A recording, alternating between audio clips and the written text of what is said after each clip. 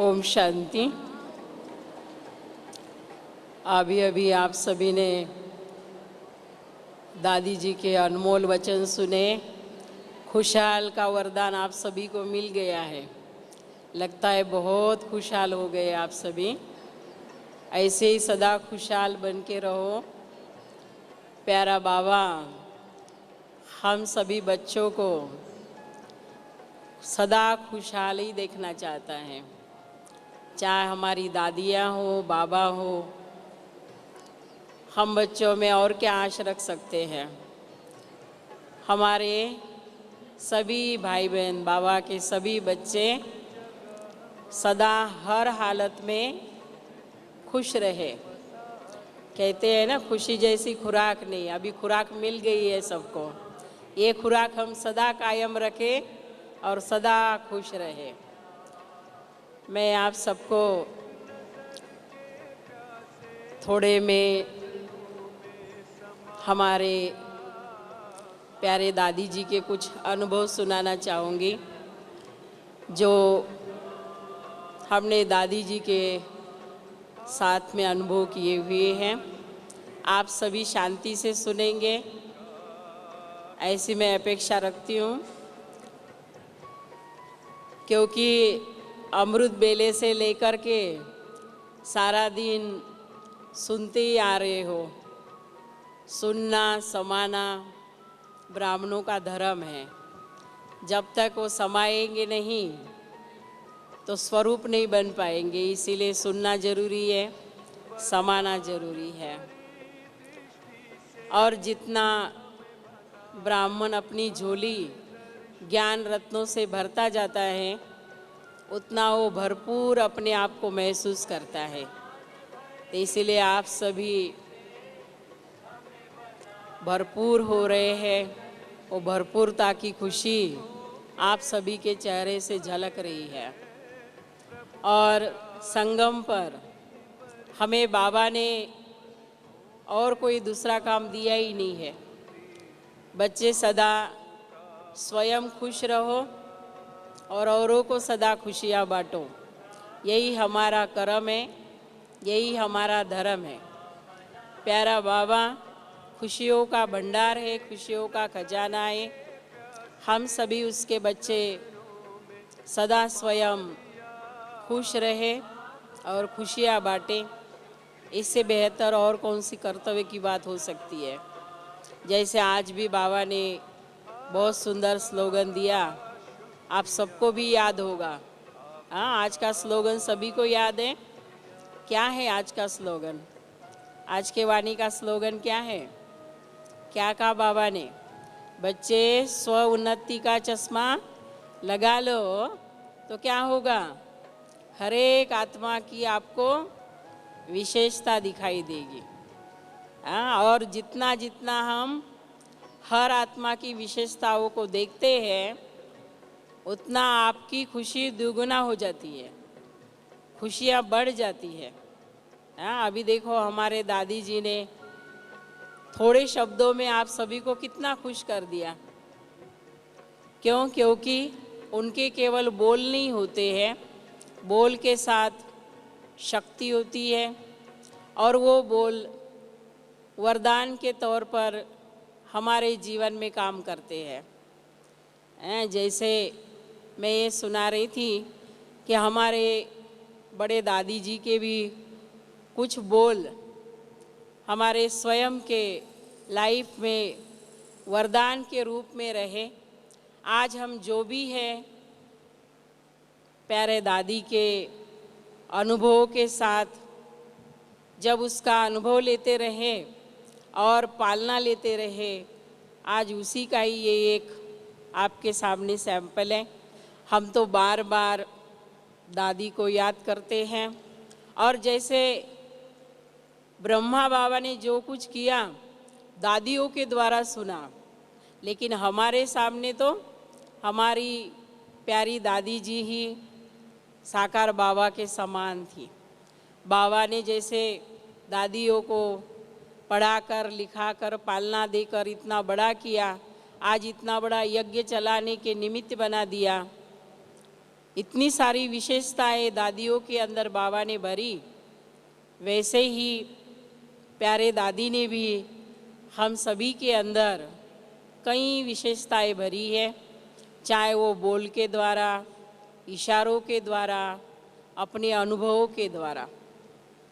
जैसे हमने ये अनुभव किया है कि दादी अगर किसी कर्तव्य के लिए कहती भी थी, कोई कार्य भी अगर हमें बताती थी, तो वो कार्य करने की शक्ति भी खुद देती थी। ये हमारा निजी अनुभव है। जैसे एक बार हमारे पास मेला होने जा रहा था, तो दादी ने जैसे ही कहा कि बस पहले आपको मेला करना है और कुछ नहीं करना है, वैसे ही हमने ये देखा कि भाई बहनों के अंदर एक उमंग की लहर, उत्साह की लहर छा गई और 1 मास के अंदर ही सभी ने उसकी तैयारी की और वो कार्य भी इतना सहज रीति पार किया, इतनी अच्छी सफलता मिली कि हम उसके बारे में आज भी अगर सोचते हैं तो एक अलग अलग नशा छा जाता है। कहने का भाव ये है कि आज प्रैक्टिकल लाइफ जो होती है, बाबा के ज्ञान के जो अनुभव होते हैं, उसकी शक्ति कुछ अलग ही होती है। केवल कहने मात्र नहीं, लेकिन हर बात अनुभव से होती है।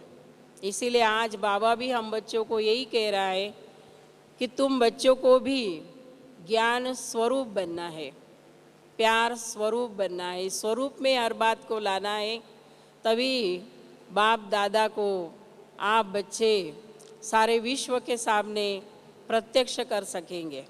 इसीलिए हम सभी का अपने स्व पर इतना अटेंशन चाहिए कि जो अमृत बेले से लेकर के रात सोने तक कोई भी व्यर्थ संकल्प न चले। कोई इधर उधर की अगर ऐसी बात है जो सुनकर के हमारी खुशी गायब हो जाती है, हम वो सुनने का प्रयत्न न करें और व्यर्थ से मुक्त हो जाएं, तो हम सदा समर्थ बन जाएंगे। कल भी दादी ने हम सबको यही वरदान दिया और यही सेवा दी कि अभी मनसा सेवा की ज़रूरत है, लेकिन मनसा सेवा तो वही कर सकेगा जिसके पास मनसा की शक्ति है। अगर मनसा की शक्ति नहीं है तब तक मनसा सेवा नहीं हो सकती है। और मनसा शक्ति का अर्थ ही ये है कि मन के अंदर हम जो भी संकल्प करें, वो संकल्प हमारे शक्तिशाली हो। उस संकल्प के अंदर सदा सर्वदा सबका भलाई का भाव हो, अपने कल्याण का भाव हो, हर आत्मा के प्रति शुभ भावना, शुभ कामना समाई हुई हो। ऐसे अगर हमारे संकल्प सदा है तो उन संकल्पों में शक्ति होती है। और ऐसे संकल्प हम कम करें लेकिन शक्तिशाली करें तो धीरे धीरे हमारी जो मनसा है वह शक्तिशाली बनती है। जो मनसा सेवा करने के लिए हम आत्माएं निमित्त बन सकते हैं। जैसे वाणी के लिए बाबा ने निमित्त बनाया, वाणी की सेवा हमने अभी तक की और कर रहे हैं, वैसे मनसा सेवा का जो पाठ बजाना है उसमें भी हम सभी बाबा के कार्य में अच्छी तरह से मददगार बन सके, उसके लिए हम सभी का अभी बहुत अपने ऊपर अटेंशन चाहिए। और उसके लिए जितना ज़्यादा से ज़्यादा हो सके हम व्यर्थ से परे रहे, व्यर्थ बातों में अपना समय बर्बाद न करें और अपने आप को शक्तिशाली आत्मा बना के रखें। क्योंकि आज हम वर्तमान समय देख रहे हैं कि दुनिया की परिस्थिति कितनी बदलती जा रही है, इधर उधर कितनी बाधाएं, जो भी परिस्थितियां हैं वो सारी चेंज होती जा रही है।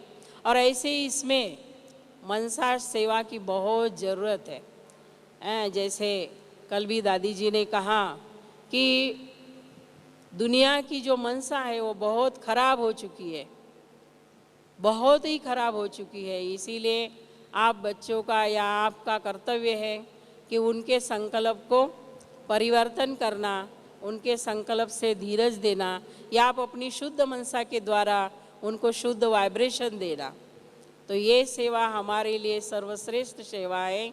और ये सेवा करने के लिए हर एक आत्मा ने अभी अपनी मनसा को तैयार करना चाहिए और उसके लिए ही ये विशेष भट्टी है। हाँ, भट्टी में आप सभी बैठे हैं, भट्टी कर रहे हैं, आप सभी अनुभव कर रहे हैं कि बाबा हमें कहाँ तक ले जा रहे हैं और कितनी ऊंची बातें हम बच्चों के सामने रखते हैं। और ये हम सभी का भाग्य है कि हम प्यारी दादियों की पालना ले रहे हैं, दादियों के अनुभव सुनने को मिलते हैं, उनका संग मिलता है, उनके वाइब्रेशन मिलते हैं, उनकी दृष्टि मिलती है। एक दिन ये केवल सीन बन के रह जाता है जैसे बड़े दादी जी के इससे अगर हम सोचें तो आज क्या है, एक स्वप्न सा लगता है। वैसे भी बाबा कहते हैं ना, बच्चे जो बीत गया वो एक स्वप्नवत ही हो जाता है। तो उसी प्रकार आज हम प्यारे दादी जी के बारे में जब सोचते हैं, अगर वो याद आती हैं वो बातें जो दादी के साथ दिन बिताए, तो आज वो एक स्वप्न सा लगता है। लेकिन आत्मा ये भी अनुभव करती है कि जब वो बातें आज भी अगर याद करते तो आत्मा के अंदर करंट पैदा हो जाती है, शक्ति आ जाती है। ये आप सभी भी अनुभव करते होंगे। इसीलिए हम भी हमारी प्यारी दादियों से यही सीखे कि हम सभी को भी ऐसे ही बाप समान बनना है, गुणों से भरपूर होना है, शक्तियों से भरपूर होना है। और उसके लिए ही हम जितना अपने स्व पर अटेंशन देते हैं तो उतना ही हमारी आत्मिक उन्नति जल्दी होगी और हम जो बाबा हमारे से चाहता है वह हम पूरा करके दिखा सकेंगे।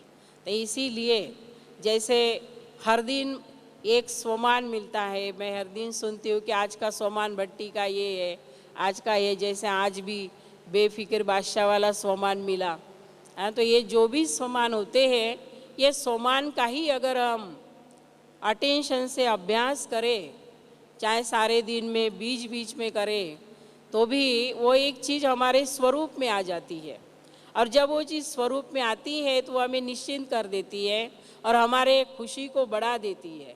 और इसीलिए जो हमारा चार्ट है वो एक चार्ट खुशी वाला चार्ट होना चाहिए। हमारा जो ज्ञानी जीवन है ये कोई रुका सूखा जीवन नहीं है, ये एक आनंदमय जीवन है, रमणीक जीवन है। और इसकी जो एक शक्तिशाली चीज़ है वो कि हमारे साथ स्वयं बाबा है। बाबा जैसा प्यार, जैसे दादी भी अभी सुना रहे थे, कोई नहीं दे सकता। और ये हम सभी अनुभव कर रहे हैं। संसार की अगर आप हर एक बात सुनो, आज हर एक परिवार के अंदर आप झाँक के देखो, आप अपने भी परिवार में देखो, कितना भी आपका स्नेही होगा, कितना भी आपका प्रेमी होगा, लेकिन बाबा जैसा प्यार कोई भी नहीं दे सकता है। इसीलिए प्यार का सागर जो बाबा हमें मिला है, तो उसका हमने इस संगम पर अच्छी तरह से उसके प्यार का, आनंद का अनुभव कर लेना चाहिए। बाबा ने एक वाणी में कहा है कि बच्चे, विजय माला में कौन से बच्चे आ सकते हैं? जो बाबा के द्वारा सर्व संबंधों का अनुभव करते हैं और सर्व शक्तियों का अनुभव करते हैं। इसीलिए अगर हमारा ये लक्ष्य है कि हमें विजय माला में आना ही है, तो हमें यह पुरुषार्थ करना होगा कि मुझे सर्व संबंधों का अनुभव प्यारे बाबा से करना ही है, सर्व शक्तियों का अनुभव अपने जीवन में मुझे लाना ही है। मनुष्य को जो बनाता है वो उसका लक्ष्य बनाता है। जितना हमारा लक्ष्य ऊंचा होगा उतने ही हमारे लक्षण ऊंचे होंगे, उतनी धारणा हमारी ऊंची होगी। जैसे बाबा कहता है ना कि बच्चे, अगर रॉयल फैमिली का मेंबर बनना है, वारिस क्वालिटी घराने में आना है, तो क्या करना होगा? क्योंकि एक है प्रजापद में जाना और एक है रॉयल घराने में आना, इसमें बहुत फ़र्क है। और सही पुरुषार्थ, सही मेहनत, ये तो रॉयल घराने में आने के लिए है, प्रजा में आने के लिए इतनी कोई मेहनत नहीं है। बाबा ने कहा है कि बच्चे, रेगुलर ज्ञान योग करना और नियम अनुसार पढ़ाई पढ़ना, ये एक प्रजा का लक्षण होगा। लेकिन तन मन धन से बलियार जाना, प्यारे बाबा की सेवा करना, अपना श्वास बाबा को समझना, प्यारे बाबा को दिल में बिठाना, ये रॉयल फैमिली वालों का काम है। इसीलिए मैं तो यही कहूँगी कि हम सभी रॉयल फैमिली के ही मेंबर हैं और रॉयल संस्कार ही हमें अपने जीवन में धारण करने हैं। क्योंकि आज इतने महान आत्माओं का हमें संग मिलता है, तो वो संग हमें अवश्य रंग चढ़ाता है और हमें तो पल पल यही अनुभव होता है कि भले हम मधुबन से दूर रहे या मधुबन में रहे, लेकिन प्यारा मधुबन हमारे साथ सदैव अनुभव होता है, प्यारी दादियाँ हमारे साथ अनुभव होती है, जिस कारण से आत्मा कहीं भी रहे लेकिन अपने बल को कायम रखती है। और बल है तो वहाँ खुशी का निर्माण हो जाता है। अगर अचानक कोई ऐसी बात आ भी जाए, कोई परिस्थिति आ भी जाए, तो भी अपने मन को रिझाना, अपने मन को समझाना, ये आत्मा को आना चाहिए। तभी उसको हम ज्ञानी तो आत्मा कह सकते हैं, ताकि हमारी वो खुशी किसी भी बात के कारण कम न हो, ख़त्म न हो, सदा वो बनी रहे। क्यों? क्योंकि संगम का ये सबसे बड़ा खजाना है। इसीलिए आज सतयुग के अंदर भी जो देवताएं रहेंगे वो भी कैसे रहेंगे? सदा खुश नमाए रहेंगे, सदा प्रेम स्वरूप रहेंगे, सदा सुख स्वरूप रहेंगे। तो ये जो गुण है वो संगम पर ही हमें पुरुषार्थ के द्वारा अपने अंदर भरना है। सारे दिन में अपने को ये चेक करना है कि अमृत बेले से लेकर के रात सोने तक मैं आत्मा कितना समय सुख स्वरूप रहती हूँ और कितना समय शांत स्वरूप रहती हूँ, और कभी कभी कितना समय मेरे पास गम आ जाता है या मेरी खुशी गायब हो जाती है या कभी उदासी आ जाती है। तो हम ये समझ सकते हैं कि अभी हमारे जीवन में कौन से गुणों की कितने परसेंटेज में कमी है। जब ये मालूम पड़ेगा तो नेचुरली हमारा पुरुषार्थ क्या रहेगा? ध्यान रहेगा, अपने ऊपर अटेंशन रहेगा कि चाहे कुछ भी हो जाए लेकिन मुझे सुख स्वरूप होके रहना है, शांत स्वरूप होके रहना है, सदा खुश नमाए रहना है। क्यों? क्योंकि ये हमारे मूल्य है, दिव्य मूल्य है और हमें इसको संभाल के रखना है। अगर कोई बात हो भी जाए तो किसी भी बात के खातिर, किसी व्यक्ति के खातिर हम अपने मूल्य को कभी गमाए नहीं, हम अपने मूल्य को कभी खोए नहीं। ये हमारा ध्यान हो, तभी हम आत्मा दिव्य गुणधारी बन सकेंगे, दिव्य गुणों को धारण कर सकेंगे। इसीलिए बाबा कहता है बच्चे अपने चारों भी सब्जेक्ट जो है उसको सदैव चेक करते रहो कि कौन सा मेरा सब्जेक्ट कितने परसेंटेज तक है, कौन से परसेंटेज के इसके में कमी है, वो सब्जेक्ट मैं कैसा उसको कवर करूं। ये अभी आपका ध्यान होना चाहिए, क्योंकि अगर पास होना है तो चारों भी सब्जेक्ट में मार्क्स चाहिए पास के। ऐसे नहीं है कि एक सब्जेक्ट बहुत आगे चला गया और दूसरा सब्जेक्ट देखो तो बहुत कम मार्क्स है तो भी फेल होने का डर है। इसीलिए हम गॉडली स्टूडेंट हैं, हमारी पढ़ाई पर हमारा फुल अटेंशन होना चाहिए, मुरली पर फुल अटेंशन होना चाहिए। मुरली हम जैसे सुनने के चातरक हैं वैसे उसको मनन करना, चिंतन करना, यह भी हमें आना चाहिए। तभी वो जो शक्ति है हमारे अंदर, आत्मा के अंदर, वो भरती जाएगी और फिर जो हम बाबा की शिक्षाएं सुनते हैं वह गुणों में, शक्तियों में बदलती जाएगी और तभी हमारी जो मनसा है वो बलवान हो जाएगी, शक्तिशाली हो जाएगी और उसके आधार से हम मनसा सेवा के अपने आप को लायक बना सकेंगे।